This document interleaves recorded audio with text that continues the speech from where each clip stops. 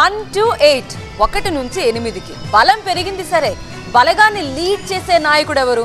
కొత్త assembly కొలువుదీరి 1 month mark దాటింది. కానీ బీజేపీ శాసనసభ నేత ఎవరో ఇప్పటికి వరకు తెలియలేదు, తేలలేదు కూడా. ఆలస్యం ఎవరికి అమృతంగా మారబోతోంది? 8 మంది బీజేపీ ఎమ్మెల్యేల అభిప్రాయాలతో నివేదిక హైకమాండ్ కోర్టుకు చేరింది. మరి బదులెప్పుడు? తెలంగాణలో మళ్లీ పోల్ దంగల్కు పొక్కిలి లేస్తోంది. అన్ని పార్టీలు పార్లమెంట్ ఎన్నికలపై ఫోకస్ పెట్టాయి.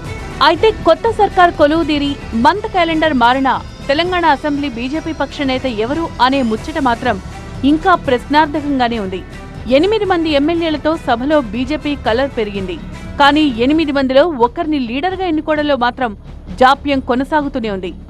తీన్మార్ విక్టరీ కొట్టిన రాజాసింగ్కు మహేశ్వరరెడ్డి మధ్య గట్టి పోటీనే ఆలస్యానికి కారణమా? ఇప్పటికే ఒక దఫా తెలంగాణ అసెంబ్లీ సమావేశాలు ముగిశాయి. అయినా బీజేపీ శాసనసభాపక్ష నేతను ఖరారు చేయడం ఓ కొలిక్కి రావడం లేదు. బడ్జెట్ సమావేశాలు దగ్గర పడుతున్నాయి కాబట్టి బీజేపీ ఎల్పీ లీడర్ను ఎన్నుకోవడం అనివార్యం.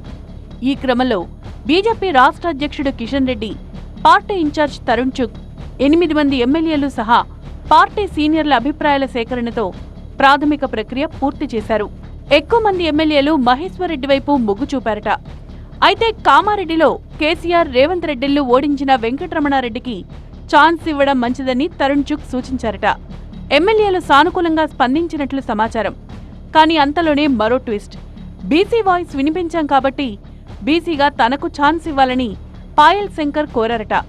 అది కూడా సహేతుకమే కాబట్టి అందరి అభిప్రాయాలను హైకమాండ్కు పంపారనేది టాక్. రకరకాల ప్రతిపాదనలతో తెలంగాణ బీజేపీ ఎల్పీ నాయకుడి ఎన్నిక మ్యాటర్ చివరకు హైకమాండ్ కోర్టుకు చేరింది. సమావేశ నివేదిక 8 మంది ఎమ్మెల్యేల అభిప్రాయాలను బీజేపీ జాతీయ అధ్యక్షుడు నడ్డా దగ్గరకు చేరాయి. హైకమాండ్తో చర్చించి ఓ నిర్ణయం తీసుకుంటామన్నారు తరుణ్ చుగ్. దాంతో తెలంగాణ బీజేపీ శాసనసభాపక్ష నేత ఎన్నిక సీను ఢిల్లీకి మారింది. బదులెప్పుడో బీజేపీకే ఎరుక. అది మ్యాటర్.